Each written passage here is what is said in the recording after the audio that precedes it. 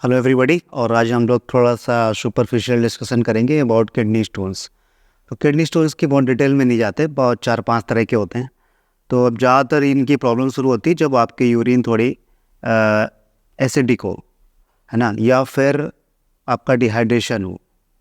तो जब डिहाइड्रेशन होता है तो ऑब्वियस है कि जो सॉल्ट्स हैं तो उनकी जो कंसंट्रेशन है वो बढ़ती जाएगी, पानी का कंटेंट कम होगा तो प्रेसिपिटेट होने के चांसेस बढ़ जाएंगे। प्रेसिपिटेट का मतलब क्या है?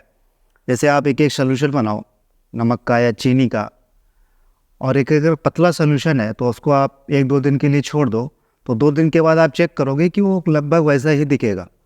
लेकिन आप एक ऐसा सोल्यूशन बनाओ जो कि बहुत ज़्यादा थिक है। थिक का मतलब आपने बहुत ज़्यादा सॉल्ट और शुगर का यूज करा है, तो जब 2-3 दिन के बाद रख दो उसे, फिर बाद में चेक करोगे तो लगे आपको देखने को मिलेगा कि कुछ शुगर कुछ सॉल्ट नीचे जमा हो गया है। तो ऐसे ही जब आपकी यूरिन भी गाढ़ी होती चली जाती है due to high the salts, तो धीरे धीरे क्या होता है कि ये प्रेसिपिटेट मतलब वहाँ किडनी के नीचे बैठने लगते हैं उनके स्पेस में। फिर जब धीरे धीरे इनका जो प्रेसिपिटेट है, इनका जो साइज बढ़ता जाता है, तो इसी को हम स्टोन कहते हैं। जनरली जो स्टोन्स हैं ये कैल्शियम ऑक्सलेट होते हैं, मोर देन 70-80% के करीब कैल्शियम ऑक्सलेट के स्टोन होते हैं। दूसरे स्टोन्स होते हैं कैल्शियम फास्फेट के। तो कैल्शियम फास्फेट के एकमात्र ऐसे स्टोन हैं जो यूरिन एल्कली होने पे बनते हैं। तो जितने भी और 4-5 स्टोन्स टाइप के स्टोन्स हैं वो यूरिन एसिडिक होने पे बनते हैं। कैल्शियम फास्फेट के स्टोन जब यूरिन एल्कली होती है तब बनते हैं। एक होता है स्टेरॉइड स्टोन्स, ये बहुत हार्ड होते हैं और इनमें जनरली 1 से ज़्यादा सॉल्ट होता है, कभी 3 के करीब सॉल्ट होते हैं शायद इसमें। और ये जनरली उन लोगों में होता है जिनको बार बार यूटीआई के इन्फेक्शंस होते रहते हैं। तो ये वाले जो स्टोन है ये यूटीआई रिलेटेड है। तो अगर किसी को बार बार यूटीआई हो रहा है और उसका स्टोन डिटेक्ट हुआ तो बहुत चांसेस है कि उसको स्टेरॉइड या ट्रिपल फॉस्फेट्स के स्टोन्स होंगे। तो अगला जो है वो है यूरिक एसिड स्टोन्स। तो अगर आपकी किडनी उसको एक्सक्रीट नहीं कर पा रही है यूरिक एसिड, या फिर यूरिक एसिड बहुत ज़्यादा मेटाबॉलिज्म के थ्रू बन रहा है, तो उसके केसेस में यूरिक एसिड भी प्रेसिपिटेट होने लगेगा किडनी में और उसके स्टोन बनने लगेंगे। जो लास्ट टाइप है वो लास्ट 2 टाइप और बचे, एक जैंथीन और सिस्टीन। वो बहुत ही रेयर जेनेटिक डिसीजेस होती हैं उनमें होता है, तो वो हम डिस्कस आज नहीं करेंगे। तो जो मोस्ट कॉमन है वो कैल्शियम ऑक्सलेट के स्टोन्स हैं। इसमें हमें इनका अब सीधे सोल्यूशन पार्ट पे आ जाते हैं। सोल्यूशन क्या करना है? अपनी जो हाइड्रेशन स्टेटस है, जो हमारा पानी का इंटेक है, वो सही रखना है। तो ज़्यादातर लोग पानी को काउंट करते हैं, 3 लीटर 4 लीटर 5 लीटर, हमें वो काउंट नहीं करना है। इसका एक सिंपल फंडा है, जब भी आप यूरिनेट करने जाते हो तो आपको खुद पता चल जाएगा कि आपका पिछले 4-5 घंटों का जो पानी का इंटेक था वो सही नहीं था। तो हमें यूरिन के आउटपुट से या यूरिन के आउटपुट की कंडीशन से पता करना चाहिए कि हमारा इंटेक वाटर का कितना रखना है, क्योंकि जो इंटेक है वाटर का ये बहुत सारे लोगों पे अलग अलग साइज़ की उस पर डिपेंड करता है। एनवायरनमेंट का टेम्परेचर क्या उस पर डिपेंड करता है, ह्यूमिडिटी कितनी एनवायरनमेंट पे उस पर डिपेंड करता है, एक्टिविटी कितनी है उस पर डिपेंड करता है, स्वेटिंग कितनी की उस पर डिपेंड करता है।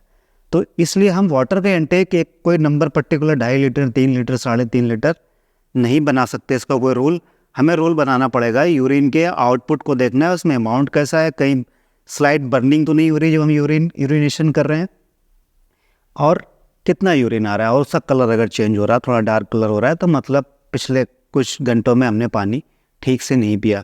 तो पहला है कि हमें वो देखना है। दूसरा है कि हमें इलेक्ट्रोलाइट का जो बैलेंस है वो ठीक रखना है। आप जितनी भी इलेक्ट्रोलाइट का मतलब होता है जिस पे चार्ज होता है, generally positive charge, like calcium पे +2 चार्ज है, मैग्नीशियम पे +2 चार्ज है, पोटेशियम पे +1 चार्ज है, सोडियम पे +1 चार्ज है। तो ये एक दूसरे के साथ मिल के काम करते हैं। अगर एक ज़्यादा हो जाता है तो उसको बैलेंस कर लेता है, एक कम हो गया तो उसको बैलेंस कर लेता है। तो आजकल की जो डाइट में एक पैटर्न देखा गया है कि लोगों की डाइट में पोटेशियम और मैग्नीशियम काफ़ी कम हो रहा है, तो उसकी वजह से बॉडी बाकी चीज़ों को रोकेगी, कैल्शियम को रोकेगी। और ज़्यादातर अगर प्लांट बेस्ड आप खाना खाते हो तो उसमें ऑक्सलेट्स भी आएंगे। तो अगर बॉडी कैल्शियम को रोक रही है और ऑक्सलेट भी बहुत ज़्यादा अवेलेबल हो गए, और वहाँ पे किडनी के आसपास एनवायरनमेंट भी ऐसा है कि वो बहुत ज़्यादा एसिडिक है, तो कैल्शियम और ऑक्सलेट मिलके कैल्शियम ऑक्सलेट्स बन जाएंगे। तो एक तरह की रिएक्शन प्रॉपर कंप्लीट हो गई और ये स्टोन फॉर्मेशन हो गया। और अगर पानी का इंटेक भी सही नहीं है तो वो वहाँ पे वो फ्लो भी नहीं रहेगा, तो वो जो क्रिस्टल्स बनेंगे वो बाहर के बाहर नहीं जाएंगे, वो वहीं पर डिपॉजिट होने लगेंगे, प्रेसिपिटेट होने लगेंगे, तो स्टोन बनने के चांसेस हो जाएंगे। दूसरा क्या करना है, अगर इन्फेक्शन होता है तो जैसे बहुत लोगों में क्या होता है, बहुत बार बार एंटीबायोटिक्स लेते हैं, तो उसकी वजह से जो हमारा माइक्रोबायोम है बॉडी में, जो बैक्टीरिया हमारे किडनी के अंदर है, यूटी है उसके अंदर है, नॉर्मली बैक्टीरिया ई कोलाई, हम बहुत छोटे थे जब क्लासेस में पढ़ते थे कि ई कोलाई बैक्टीरिया हमारा फ्रेंडली बैक्टीरिया है, बट आजकल जितने भी यूटीआई देखो इन्फेक्शन 90% केसेस में ई कोलाई ही रिस्पॉन्सिबल होता है। वो क्यों हुआ है, क्योंकि हमने बहुत सारे एंटीबायोटिक का ओवर यूज किया, उसकी वजह से ई कोलाई की बैक्टीरिया में कुछ जेनेटिक चेंजेस आए। अब वो जो हमारा फ्रेंड था वो पैथोलॉजिकली अब हमारा दुश्मन हो गया है। तो उसकी सबसे मोस्ट कॉमन जो बैक्टीरिया है इस समय जो यूटीआई करता है वो ई कोलाई। तो अगर बार बार यूटीआई के इन्फेक्शन है तो स्टोन फॉर्मेशन के चांसेस बहुत ज़्यादा हैं, जैसा मैंने शुरू में बताया था। और अगर स्टोन है तो फिर यूटीआई के भी चांसेस बहुत ज़्यादा हैं। तो ये दोनों एक दूसरे को करते हैं, तो एक विशेष साइकिल है।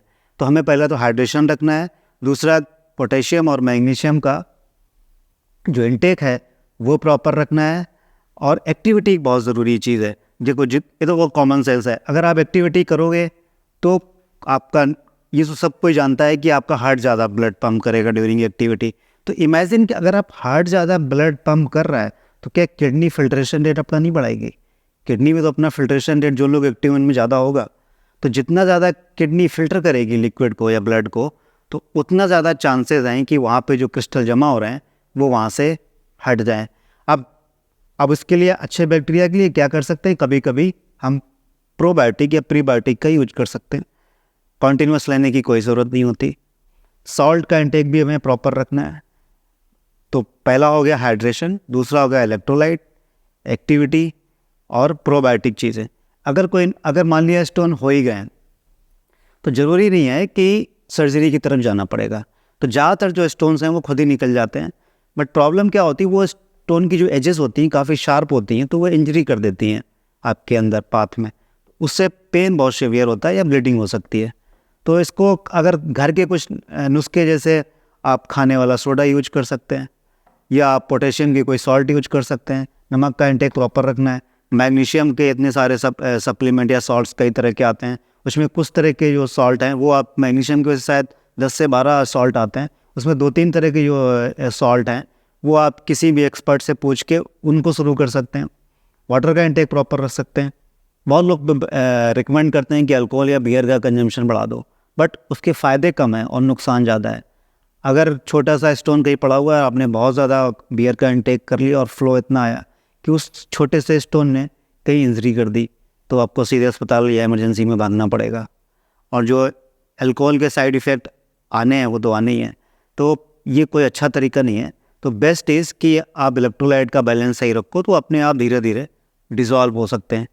कुछ आयुर्वेदिक दवाएं मैं पहले लिखता था, अभी भी 1-2 आयुर्वेदिक दवाएं हैं जो हर्ब्स हैं, एक्चुअली दवाइयाँ नहीं हैं, वो हर्ब्स हैं जो इसमें फ़ायदा करती हैं।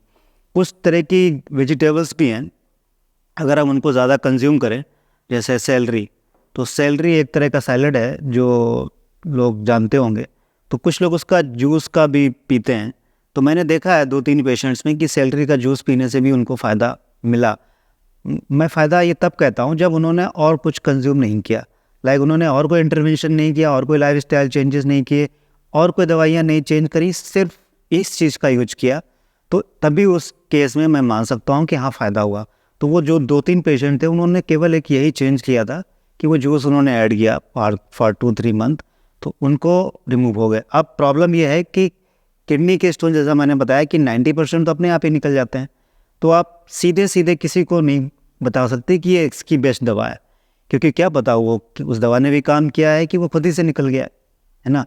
तो ये इन 4-5 चीज़ों पे अगर आप ध्यान दोगे तो किडनी के स्टोन्स बनने के चांसेस कम हो जाते हैं। कुछ लोगों में कहा जाता है कि उनकी फैमिली में ही होता है कि किडनी के स्टोन्स बनने के चांसेस ज़्यादा होते हैं या उनमें रिकरेंस के चांसेस ज़्यादा होते हैं। वो ऐसा नहीं होता। कुछ लोगों में टेंडेंसी होती है पानी कम पीने की, या उनकी किडनी के अंदर कुछ स्ट्रक्चर, एक पेल्विस स्ट्रक्चर होता है, उसमें थोड़े से चेंजेस होते हैं, उसकी वजह से प्रेसिपिटेशन का चांसेस ज़्यादा है। एक चीज़ हम लोग स्पेशली लेडीज़ बहुत इग्नोर करती हैं, पर्सनल हाइजीन। तो पर्सनल हाइजीन जब ख़राब होगी तो यूटीआई के चांसेस होंगे, और जैसा मैंने पहले बताया अगर यूटीआई होगा बार बार तो फिर स्टोन फॉर्मेशन के भी चांसेस बहुत ज़्यादा होते हैं। तो 4-5 चीज़ें आपको करनी है, इससे स्टोन को आप प्रिवेंट भी कर सकते हैं और छोटे मोटे स्टोन को आप मैनेज भी कर सकते हैं खुद भी। तो आशा करता हूँ कि ये वीडियो अच्छा लगा होगा, इसको शेयर कर देना, चैनल को सब्सक्राइब जरूर कर देना। Thank you.